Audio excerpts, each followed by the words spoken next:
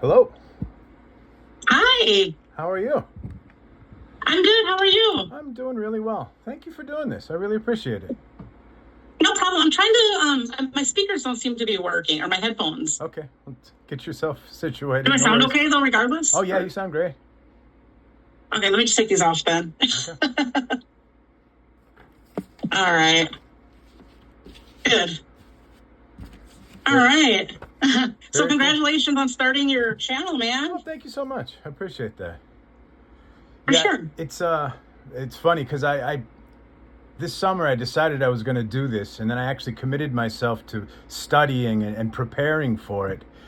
And I got into a journalism class that all the options that they wanted me to cover were stuff that just annoyed me, and like I couldn't wrap my head around it. So I Yeah. ended up getting October 18th free on my calendar because I had an appointment for one of my kids, and that got canceled. So I, like, at the last minute, I decided to go to Audit Palooza. And like, Cool. because I called John, what was it, Tuesday, and asked about tickets. Uh-huh. And so then booked a flight, Okay. flew down, and then I messed up. And I didn't realize or forgot whatever that the real ID thing for flying had happened. And so I didn't have an updated ID. So I get to the airport and they're like, you're supposed to have this, and you're going to have a problem getting home. You can go, but you're going to have a problem getting home. And I'm like, oh my Lord, I have to do this. I have to go for this assignment. And so I got on the plane and went. And then, like, I get down there and I even booked a car to drive all the way back home just in case. So I only was able to go for like a couple of hours because I was terrified I wasn't going to get my assignments in and everything. So I went for a couple of hours, and it was so last minute that it was known. I mean, I just bought the Insta360 camera, didn't know how to really use it, didn't know I needed an extra battery, had no Wi-Fi there. I mean, just everything could have out of order, problematic, and it was just, but it was great because it was really cool to connect with people. What was really interesting to me was like all the people there who wanted to connect with the First Amendment auditors and how really involved in this community they are and how much it means to them. Yeah, absolutely. It's amazing, and there's so many people that really appreciate what you do. You know what I mean? Oh And yeah. that's one of the things that's always kind of kept me going too. Is just understanding how important it is to people.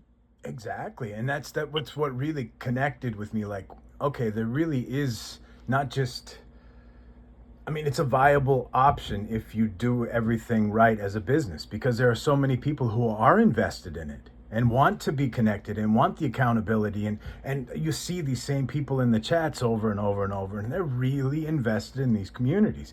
Healthy or not, that might be another question, but they're very invested, and so it's a real business opportunity on top of it's doing its own the work that's being done. I mean, many people have opinions about what work is being done and if it's valid or not and all of that. That's why I want to talk to you as well.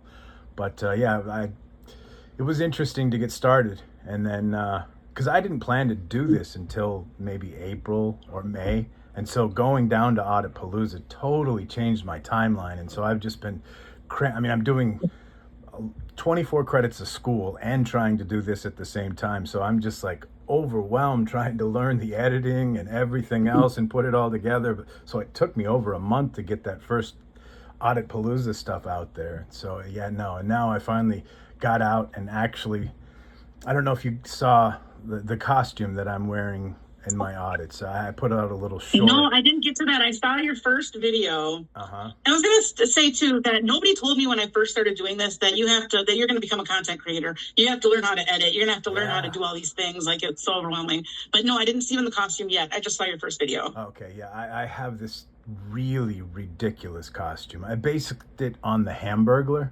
So I have these big white and I saw a black picture of it stripes. in like the thumbnail, I think. Right, yeah, exactly. And so I'm trying to be as completely unintimidating as humanly possible so that I'm making everyone troll themselves if they have a problem with what I'm doing.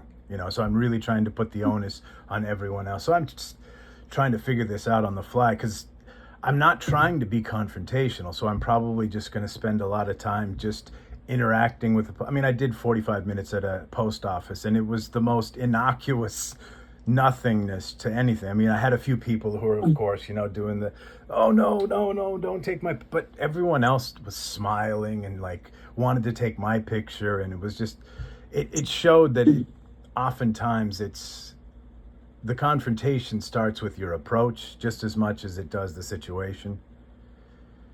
And the thing that it does that you learn sort of as you do it, and what you don't see usually on these videos, is that you're going to spend a lot of time not getting contact. Like, you're going to spend a lot of time standing there, recording, doing whatever you're wearing a costume, things like that. You're going to spend an awful lot of time where you're not going to get a reaction. Right. Which is good, you know what I mean? Yeah. From a constitutional standpoint, but maybe not so much for a business or, right. Or a content standpoint. Right, exactly. And it is a business, just like journalism. I mean, the reality is you're catering to your public, no matter what, if you see this as valid journalism or not. And the reality is that so does valid journalism. They have to cater to their public and their audience, and it's the same deal. Yep. They have Absolutely. their content on YouTube as well. And the validity is in the eye of the beholder, like anything else. Well, I mean, if you go back to the freedom of the press, the reason they called it the freedom of the press in the first place was just about the printing press itself. The reality was it was the means to be able to get information to the public. So that's what they were documenting and saying that the press itself, the means by which anyone gets information to the people, has to be protected. Yes, and now all you need is a cell phone to be the press. You don't have to own a print press. Exactly. I mean, it'd be really inconvenient to carry one of those around. Right, exactly. Yeah. So, okay, do you consider yourself a First Amendment auditor? Because I know there's a lot of variation in the community on what they think of that term and what it means to them. And some are like vehemently, no, I'm not a First, I just do this or that. But do you consider yourself a First Amendment auditor? I do. There's a lot of stigmas for some reason recently. I refuse to buy into that stigma, that making that like a bad thing. People want to make it seem like, oh, you're an agitator, or turn it into a negative, and I refuse to subscribe to that. So yeah, I definitely consider myself a First Amendment auditor. Cool. Well, you answered among other things. Exactly. I mean, that's one part of the deal, in my opinion, is that you are definitely exercising and flexing the First Amendment rights. Without in essence, you're auditing the government. Well, you go in there, you check and make sure that everything's well, make sure that they're treating the public the way they're supposed to, make sure they're respecting your rights, stuff like that. So the difference, and one thing I really like that you mentioned in the email is that, like, it doesn't matter if you're in there as Long Island Audit, where you're super polite and non-confrontational and you don't cuss, or if you go in there dressed as the Hamburglar, or if you go in there holding a sign like Otto or whatever. Even if you are an agitator, the point is they need to understand how to deal with you, and they need to know how to handle all of these situations and all kinds of people. Exactly. Like, I have the Siberian tiger up here, and he's really in your face, but I love his style. Just like Press NH Now, I also like what Mark does. They have their own different ways of doing it, but each of them is completely valid.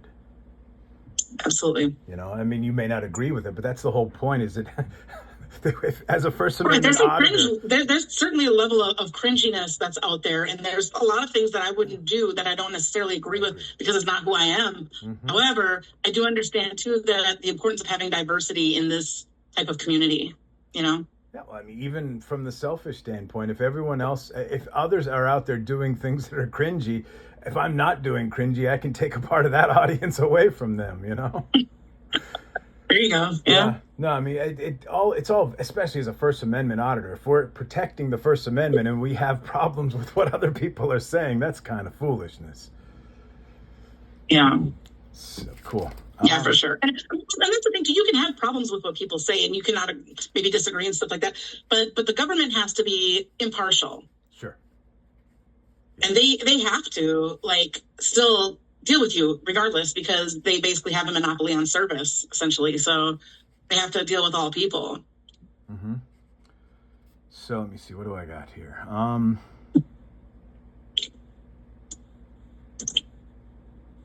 What do you see as the primary objective of First Amendment auditing? Well, I think there's going, if you have 5 people doing it, you're going to have 5 different answers to that question. So the way that I see it is that my objective ultimately is to make sure that they just respect your right to be there, respect your right to exist, respect your right to access information, respect your right to, sort of oversee what's going on in the government, whether it's recording the police or getting records, or if you want to just sit there and observe how the staff are working and how they deal with people.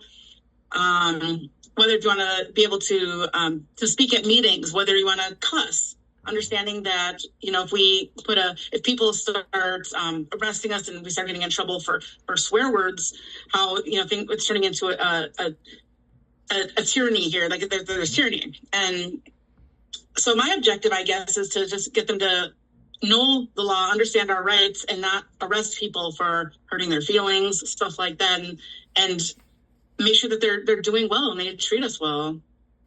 Very good. Cool. So what got you into this initially? It was a number of things. It was quite a number of things, actually. I grew up in kind of a high crime area, so I was around cops a lot. When I was younger, I got in a little bit of trouble myself and saw the police. I also have a family like my uncles and stuff that are in law enforcement, and I knew that how bad they were and what the things. My mom was a dispatcher also, and the way that they would talk, and they would say a lot of racist stuff, and they were just kind of assholes. And then also just dealing with it, you get a kind of unique perspective, being that I've been to jail before and stuff, and you can see how they, how it's like once there's a inclination that you might be involved in criminal activity, especially back in like the 90s, they didn't care about your rights. And I didn't even know I had rights until I started looking into it more. And what really, really got me into it was when Michael Brown in Ferguson, Missouri was killed, because there was a whole lot of witnesses that said he had his hands up. And so I didn't believe the official narrative, because I actually lived in that area for quite some time, and I'm very familiar with those police. And it just didn't, that the fact that there was all of those witnesses and nothing was recorded really got to me. And I really started digging in, and I went to YouTube to see if like amateurs were uploading videos from being there. And I found a few amateur videos, but in the process of doing that, I discovered this whole subculture of like cop watchers, like Tom Zebra and Mike Bluehair, who's also from the Portland area. And then there's like Safe Street. I think it's called Safe Streets Project, like all these different little, groups of cop watchers. And so I was very interested. And then with that, I got involved in Cop Block. And then I started doing like working with them with the Cop Block radio show. And it just sort of escalated from there. And I learned more about like First Amendment auditing when I started talking to Philip Turner, and he was telling me a little bit about it. And then I decided to take the plunge, and the rest is history. Very cool. Philip Turner, that's a great person to be able to talk to in the beginning of your journey. Yeah, he was awesome. I was in awe of him, because the video at the time that I saw of his, the first video, it was are you familiar with the Fair DUI posters? Yes. Okay, perfect. So he had that, and he was stopped by a police officer. I believe it was in like Arlington, maybe. And so he kept his window up, and he held the driver's license and the sign to the window. And he didn't say anything for like a long time. And so the cop was there trying to get him to like hand it over to him. And so he played "Fuck the Police" on his radio. And so that video went viral. He was really young at the time. I think he was like 24. And I was like in love ever since. Yeah, that's awesome. Cool. Yeah. So have you faced any legal ramifications in your recording processes? I have a few times, actually. The first time I was arrested was when I lived in Chicago. I went to court actually for some traffic stuff, which is another situation, because I was being retaliated against a lot in my little town I lived in just outside of Chicago. And they were always following me and harassing me and stuff like that. And so I ended up getting some tickets that I went to go fight at the courthouse. But I brought my camera with me, and they said I couldn't even bring it in to the courthouse at all. So I was trying to figure out what I was going to do. I stepped outside, and so I took my camera. It was new to me at the time. And so I went, and actually it's kind of funny, because I wasn't even like auditing technically, but what I was doing was I was panning, because there's like this mirrored glass like that goes into the courthouse. So I'm panning, and I'm working on my zooming and zoom out, and just like getting familiar with my camera. And when the security guards came out and was like asking me what I'm doing or whatever, and I'm just kind of like, okay, okay, we're going to do this. and I'm outside. And so he called for the lieutenant. Lieutenant came out, and I got arrested. They took my camera. They threatened me basically with saying that I wouldn't ID myself. I remained silent and asked to speak to a lawyer. And then so the guy took my camera. I saw a judge that day with no charges, and so even the judge was like, they took my camera, they took my SD card, made sure they deleted everything, the whole 9 yards. And so then I got the SD card back that was completely empty. And I contacted a friend of mine who I sent it to, and he was able to recover it. And then I got the video of this lieutenant arresting me. So I sued him, and I sued him. And there's a deposition that's out there. That's a lot of people like it was a really horrible deposition basically, but I got a settlement for that. So there was that. In addition to that, actually right before that, like maybe I want to say a couple weeks before that, myself and a lady named Chi-Town Sue were arrested outside of a post office for the same thing. It was a trespassing charge. And so we went through the system for that. And I was also arrested in Texas for holding a sign in the city of Leon Valley that said, like, it was basically a fuck the police sign. And then I was charged with like an obscenity charge, I think, and then they dismissed it like the next day. So I've been arrested 3 times doing this. Very cool. Like a badge of honor in the community. What's that? It's almost like a badge of honor.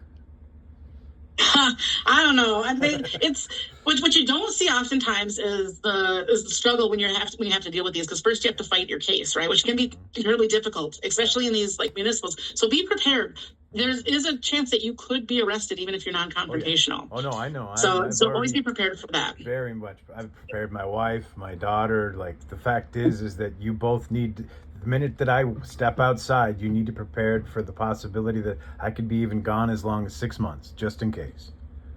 You never know. I mean, those are some extreme circumstances, but right. Yeah, they would love to do it if they could, because they don't like being made a fool of. No. And you have an opportunity to do that and show what they're actually like. It's almost like Jeff Grace says, it's like a mirror. So he's going out to show them the mirror of how they are, and it's so true. And they don't like to be made to look stupid. Yeah, no, and that's why I watched Jeff, and that's why I watched James. Like they were the two that really got me hooked, because I was going through a time where like I was really frustrated with what was going on in the, I don't like the political discourse. I don't really like either side of the political discourse. I think politics is division and foolishness most of the time, and it was just getting tired of all of it. So my guilty pleasure was watching James and his sardonic wit, and the way that he handles folks, because being a fellow ginger on top of that, he's just really appealed to me, and I really love James. And I love the way that Jeff goes about his business as well. So by the book. Hey, on a side note, I'm sorry. On a side note, just real quick here, gingers are taking over this First Amendment space. I don't know if you noticed that, but I haven't noticed that. Yes, I have as well, Justin. And you've got James Madison right Audits over there, and James Madison Audits. You've got a lot of gingers.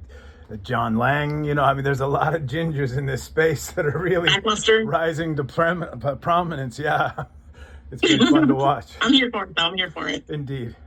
Yeah, no, James really accelerated, because he was a guilty pleasure. And then I'm sitting here this summer talking to my teenage daughter and wife, and I'm like, what James, but especially what Justin is doing in Arkansas, the way that they've actually started to fall in line because of the fear of having to deal with the repercussions of him coming to your town. I'm like, wow, that's bigger than some of the stuff that the civil rights did. I mean, that's more than what the civil rights actions were able to do. It's a lot more than any legislation or anything like that's doing right now. And it was like, wow, I'm really impressed by this. And I said that to my wife and daughter, and they were like, okay. And then it really hit me a few weeks later, like, wait a second, this is really bigger than I was giving it credit for.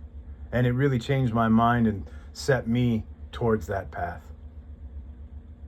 Nice. Yeah, absolutely. And literally, we have a lot of power as people in general, Mm-hmm.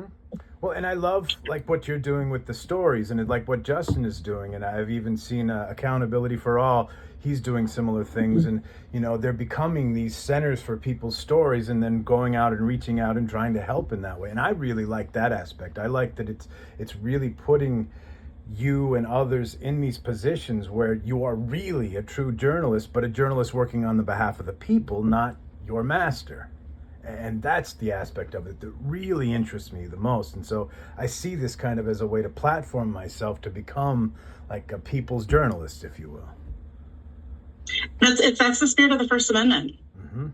Right. And so Absolutely. I'm even going the aspect of doing the legitimate journalism, as well as I'm working on starting my own media company so that I can actually print my articles and have some legitimacy behind it, in the sense that, like, when people try to challenge my credentials, I can say, well, the reality is that I actually am a trained journalist on top of being a First Amendment auditor. So now what? Yeah, nothing wrong with getting education. I love that email you sent me, because I'm actually going to be starting school very soon too. My daughter's helping me sign up right now to get some paralegal classes in and awesome stuff like that, and some like editing and stuff like that to help enhance and improve my presence. No, that's what I wanted to, like, go down the road of criminal justice and paralegal stuff over the course of the next 6 months, but I got out there in the middle of it.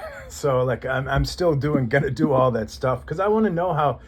Because actually, one of the reasons I got into this was last year, right when I just started going back to school, police were chasing a stolen car out on the street outside of our apartment, and they did a pit maneuver and ran the car into my car, and then it got away. And the police car, actually, it's the funny part of the story, is the police car, because of the hitting the pit maneuver, bounced off and went sideways going up into a fence, and was actually airborne and stuck inside the fence. It was so oh my funny. God. But the problem was they destroyed my van.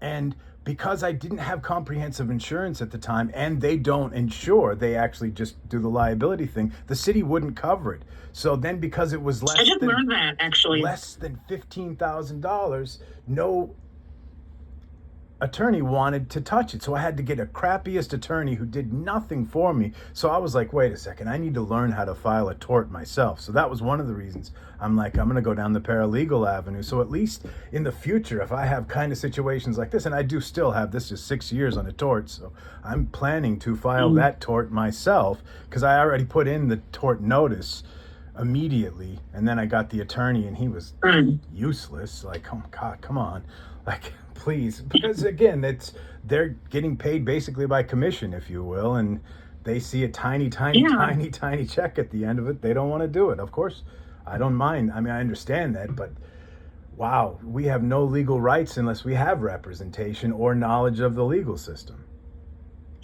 Right, and that's why it's so important to just learn as much as you possibly can as just, an independent person, because beside the fact that lawyers are incredibly expensive, you never know, because you're not going to be a priority to them regardless, unless you plan on, like you said, they're going to get a big check at the end. Yep,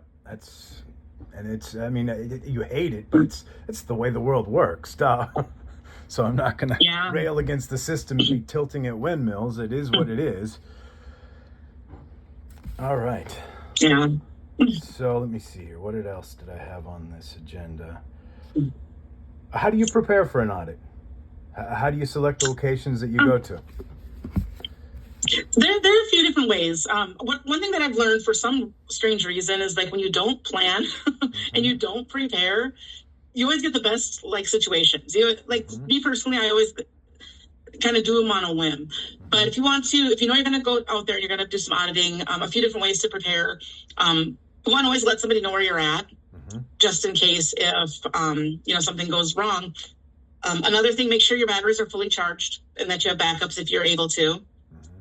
That's another thing. Another thing too, wear comfortable shoes, comfortable clothes, because a lot of times you'll do a lot of walking. So, and prepare for the weather. So, like, if it's really hot, you might want to wear a hat, or, you know what I mean? Stuff like that. So just prepare to be outside. Another thing, research the place that you're going to go as best you can. Look at, like, Google reviews and see what they have to say. Stuff like that. See if you know, learn people's, like if you're going to City Hall, for instance, learn who the city manager's name, things like that. Just do as much research as you can on the place beforehand, just to get a basic idea. Let me see here. Yeah, the way that I plan, I like on where I'm going. Usually, what I will do is I will. There's a couple of things.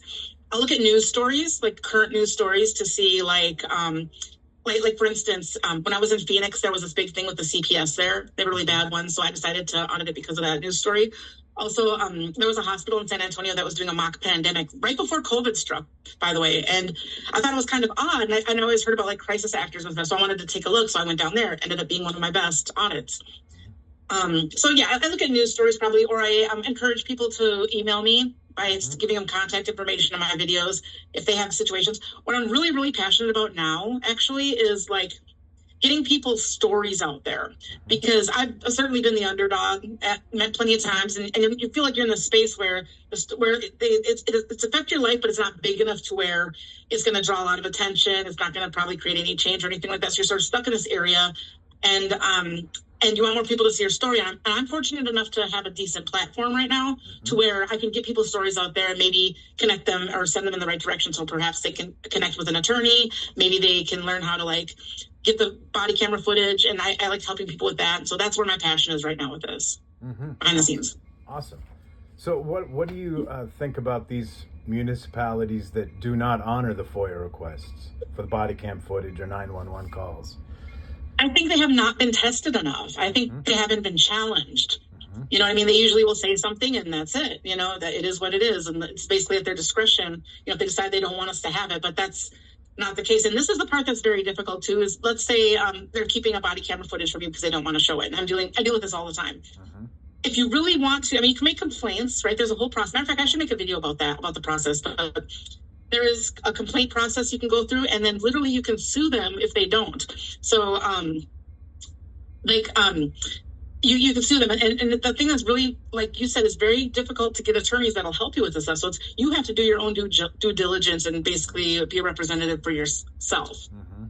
And so, yeah, that's what I would have to say. I think a lot of times, because it's presumed, and this isn't a lot, it is presumed that everything is available for the public. But there has to be like certain circumstances to which it's not. Like, minors in a police report, they can redact that, or you know what I mean. But they'll try to do what they can do. They're actually very good at finding loopholes so that they can withhold the information. And like I said too, is like I don't think it's challenged enough. Very good. Let me see here. And it can depend on the clerk. It might be a different clerk a different day who decides yes or no. So like if you do a records request and they adamantly are like refusing to release it, maybe you can wait a little while, do it again, and maybe you'll get a different clerk. Yeah, no, that's what I've learned from watching all of the.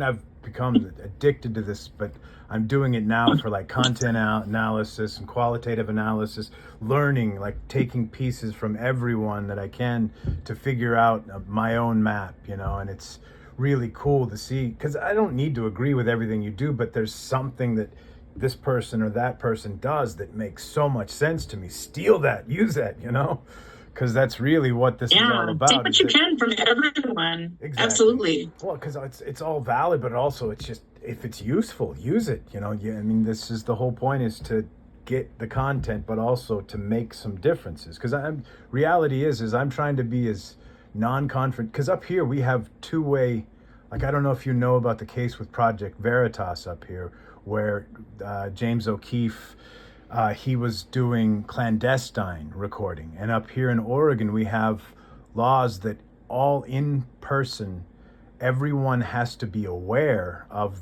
their being recorded. They don't need to give you have a two-person consent law there, yes, huh? They don't have to have permission in a public space, but they have to be made aware. So I'm really going out there and trying to circumvent any of the disruptions or the harassment, all of the wording that they try to use. And that's why I'm doing the total non-confrontational. I'm not going to be doing any swearing, as well as I'm wearing these buttons that like I have a button that says like my channel, Nonviolent Clown. Because I'm wearing the I want you to do a silence audit. That'd be pretty badass, man.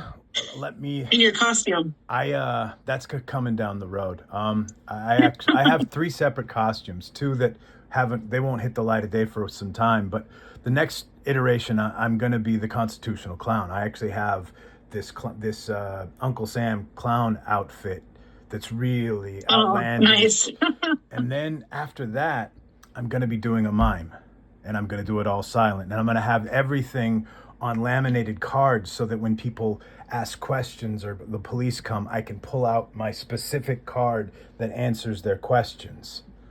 And so, Ooh. yeah, no, that's coming down the road. I need to really, really, really super prepare for that and learn what my confrontations and all of these, the interactions are like before I can even really figure out what I'm going to be putting on each of these cards. That's going to be some work. So that's down the road. That's what I'm going to ask you.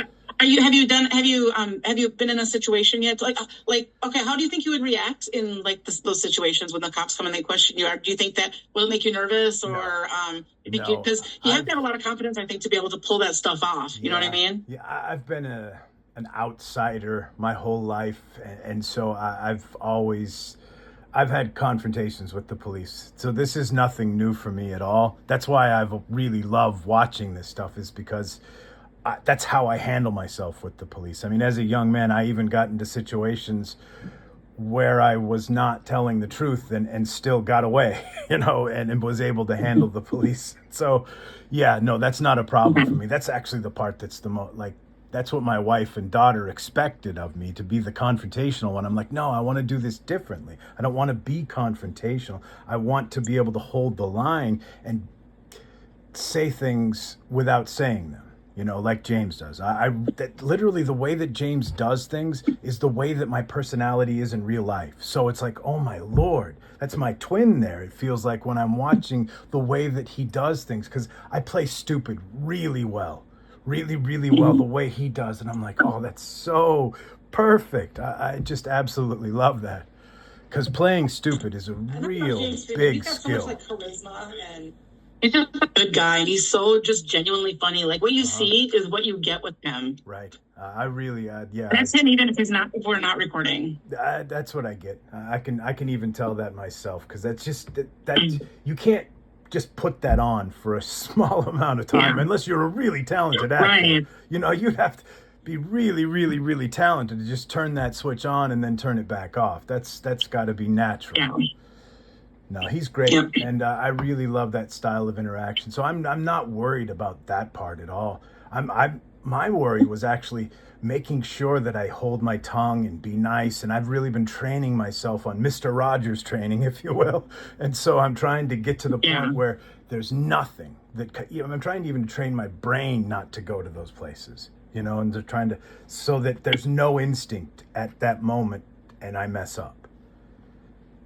Yeah, and it's so good to do that too, because then then everything is on them, right? Yes. The whole interaction is on them. Yep. If they're the ones that initiate a confrontation, if they're not, then you know what I mean. You're not going to be looked at as an agitator, and so it's like they really, you can't be blamed for like creating a reaction. Right. Exactly. That's my point. And I'm even thinking in terms of down the road. I'm performing for the jury, for the judge. I'm performing for every person who's going to be a part of this if it gets to that place. So I don't want to piss off a judge because I was being too clever or I was over the top, and give him a reason not to see my point of view.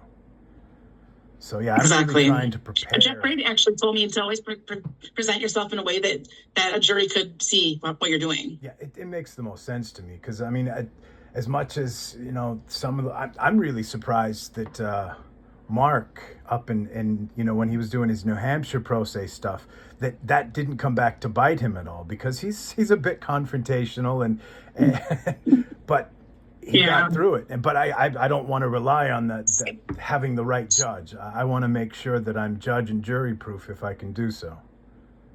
Yeah, for sure. Well, this is the best way to do it. I really appreciate this, Amanda. Yeah, it's no problem. You picked a good time. Awesome. Yeah, because I've reached out to a bunch of people in the community, and I'll get some responses and then others not at all, and then I'll get even like, yeah, let's do this, and then I get crickets. So it's like, I really appreciate you getting back to me. No problem. It's a lot of work, especially if you're somebody who has been doing this for a while and you have a lot of people hitting you up, and you got to do editing, and you got to get out there. Like literally, it's a full-time thing, and I wish I could commit more time to it, but I have other things going on. Right. So this isn't like I wish I could make this a career, but I just simply don't have time. And I know if I switch over and focus on it full time, it could be, but I just can't make that switch right now. You know, I would love to, but it's so time consuming. Yes, that's what I'm getting already. I'm like, wow, like getting everything done.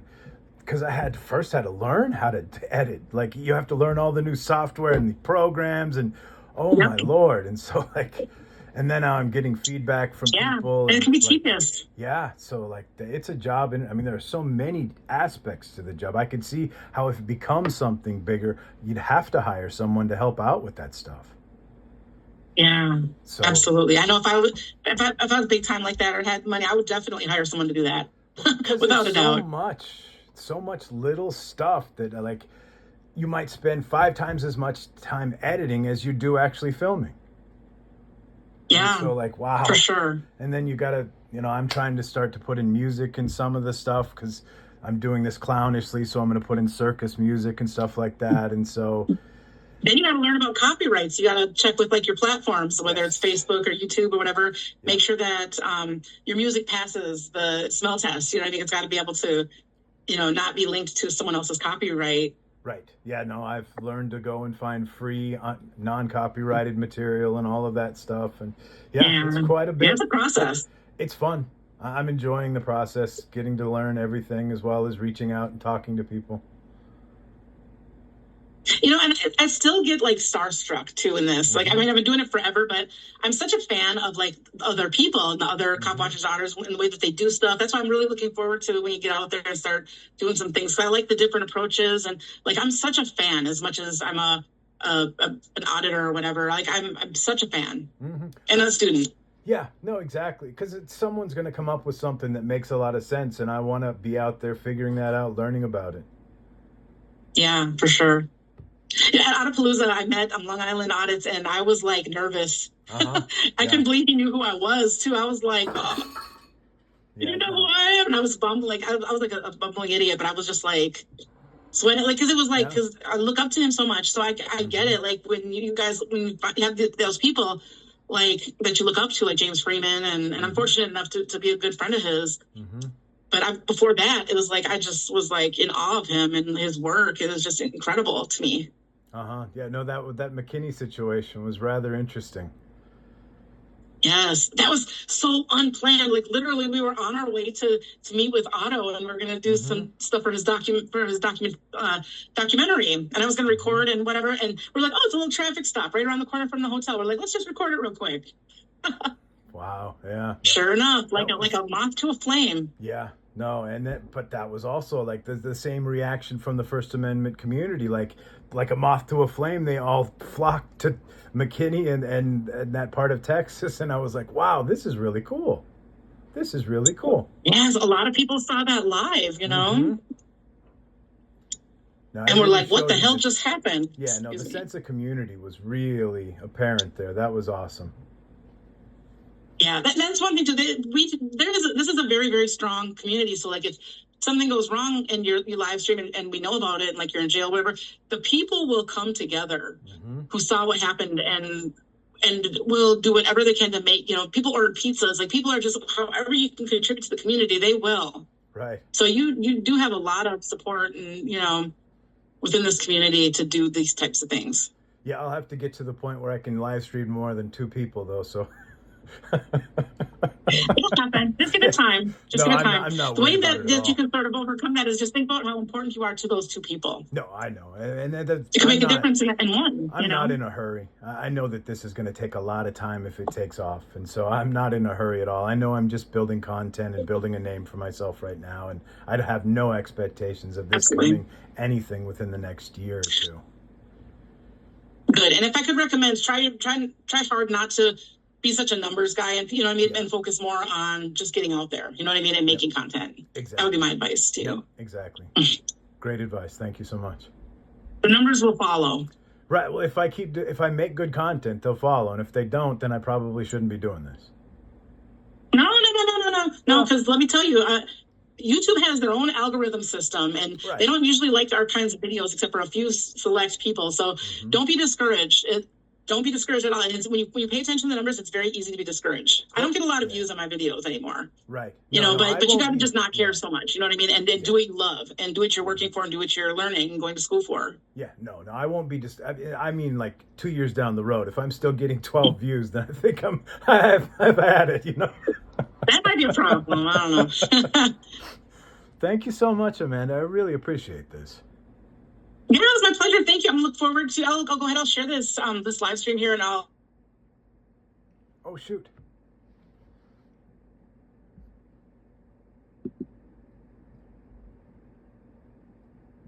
Oh crap.